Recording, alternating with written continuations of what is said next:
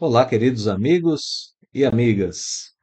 Este é mais um vídeo da série Vida Espírita. Eu começo as nossas reflexões desse vídeo lembrando de uma reunião mediúnica, lembrando a respeito de uma reunião mediúnica que nós presenciamos. A pessoa começou a conversar com o espírito que se manifestava ali na reunião mediúnica através de um médium, precisando de orientações. Era um espírito que se mostrava bastante confuso sobre a sua situação. E então, a pessoa que o esclarecia começou a falar sobre Deus, sobre a imortalidade da alma, e esse espírito demorou um pouco para entender que estava no plano espiritual, já não estava mais ligado a um corpo.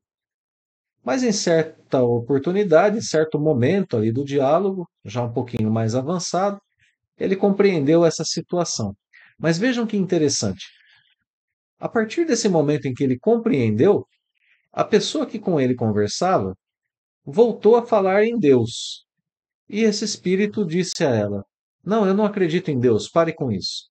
Não adianta falar para mim sobre Deus, porque isso não existe, isso é uma invenção dos homens. E a pessoa disse a ele: Bom, tudo bem, se você não quer falar a respeito de Deus, vamos falar sobre a sua situação, então. Você acabou de me dizer que não está mais vivendo em um corpo físico. Mas a vida, então, após a morte do corpo, continua. O espírito é imortal. E, surpreendentemente, esse espírito também não aceitou isso.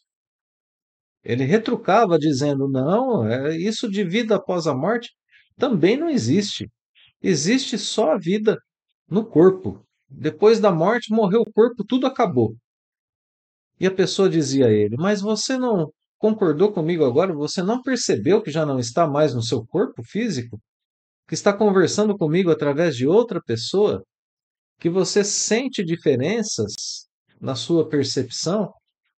Sim, não, isso tudo sim, eu estou sentindo tudo isso, mas vida após a morte não existe.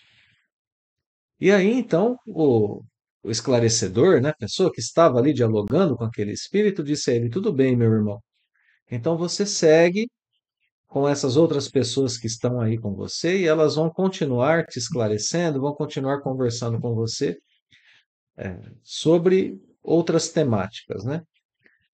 Bom, deixando de lado toda a utilidade de uma comunicação como essa, numa mesa mediúnica, que é útil para o espírito, no mínimo, né? Porque ele recebe ali o contato com os fluidos de um encarnado, e isso ajuda a despertar aí uma das utilidades, né? O próprio direcionamento desse espírito e tudo mais, deixando tudo isso de lado um pouquinho, a gente é obrigado a refletir como que as nossas concepções a respeito da vida interferem em nossas ações e às vezes provocam na gente, às vezes não, o tempo todo, provocam em nós efeitos que devem ser observados. Por isso é muito importante nós mantermos o nosso pensamento ativo, atento naquilo que Jesus nos ensinou, né? Bem-aventurados os humildes. Bem-aventurados aquelas pessoas que estão dispostas ao aprendizado, que têm as mentes como se fossem as mentes de uma criança. A criança olha para tudo sem preconceito com coisa alguma. A criança não tem essa disposição do adulto de ter já uma ideia que está fixa como um conhecimento completamente adquirido. E a gente tem muito disso na nossa existência. Nós temos, por exemplo, informações científicas, né? O grau de ebulição da água é tantos graus à beira do mar e tantos graus, e isso vai diminuindo, o grau de ebulição da água vai se modificando conforme nós vamos saindo do nível do mar e ganhando altitude. Isso se modifica. Então, digamos, né? O grau de ebulição da água ao nível do mar é 100 graus Celsius. Em uma altitude X passa a 80, em uma altitude X passa a 78 e assim por diante.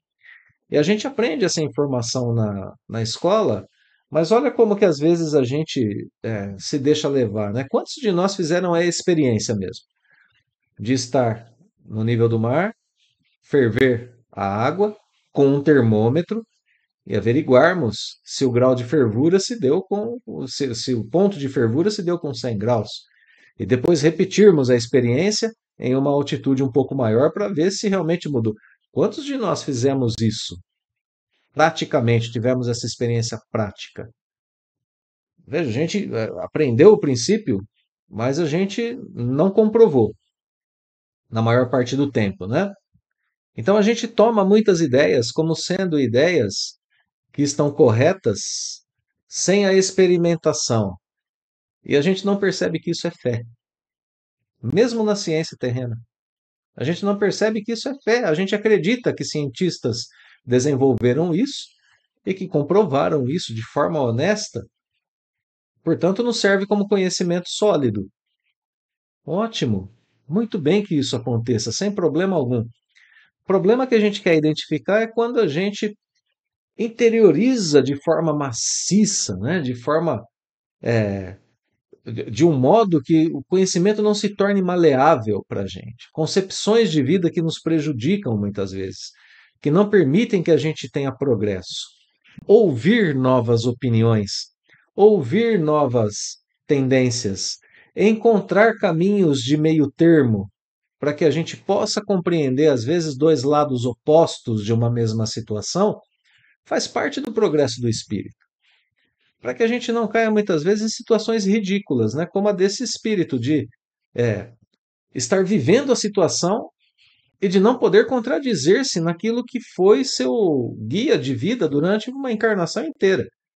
A ele, na última encarnação, muito provavelmente, né, pelo que ele demonstra, não existe Deus, não existe vida após a morte.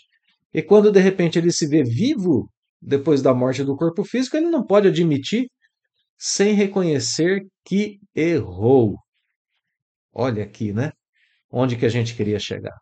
O orgulho da pessoa em ter um conhecimento que ela não quer abrir mão, em pensar em termos que muitas vezes não permitem que ela progrida. Bom, e como é que a gente pode se privar, né? Que a gente pode se proteger, melhor dizendo, de tudo isso? No que diz respeito à doutrina espírita, o estudo sério das obras de Kardec nos ajudam com muita eficácia, com muita eficiência nesse sentido. Porque eles são estudos, as obras básicas de Kardec têm um poderoso amparo do plano espiritual. Por isso são consideradas a terceira revelação da humanidade.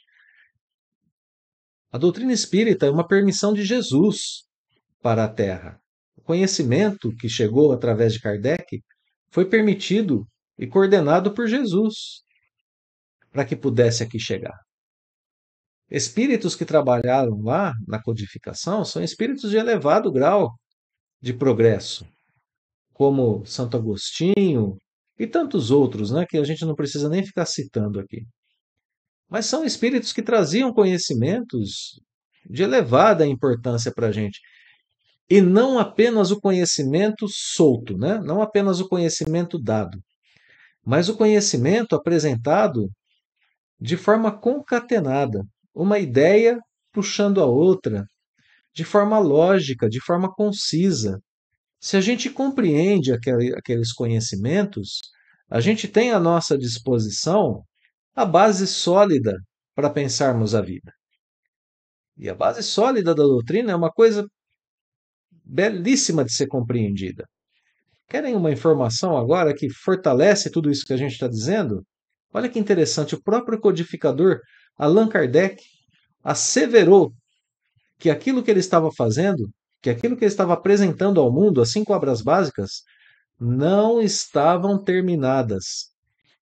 Não estavam terminadas. Sabem outra afirmação de Allan Kardec que impressiona muita gente? Ele dizia o seguinte: a melhor religião é aquela que faz do homem um homem melhor, não colocando o Espiritismo como guia para salvar ninguém.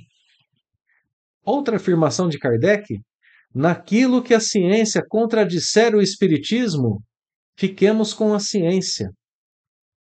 Olha só como Kardec apresenta para o planeta Terra uma A terceira revelação é que não pretende que ela seja um pensamento fechado e irretocável. O próprio codificador tinha esse grau de humildade. O próprio codificador tinha esse grau de consciência sobre aquilo que ele estava fazendo, o que permitiu a ele realizar uma obra que até hoje está irretocável em seus princípios. O que permitiu a ele trazer para a gente essa terceira revelação como um grande presente para a humanidade. Por nossa vez, tenhamos sabedoria diante dos conhecimentos que adquirimos na vida. Tenhamos sabedoria na aplicação dos princípios espíritas. Que nós possamos orientar as nossas vidas por eles, mas não de forma fanática, que não era isso que Kardec queria, tampouco de forma cega em relação àquilo que o mundo nos apresenta. Porque o nosso grau de progresso não se conquista com pensamentos preconceituosos.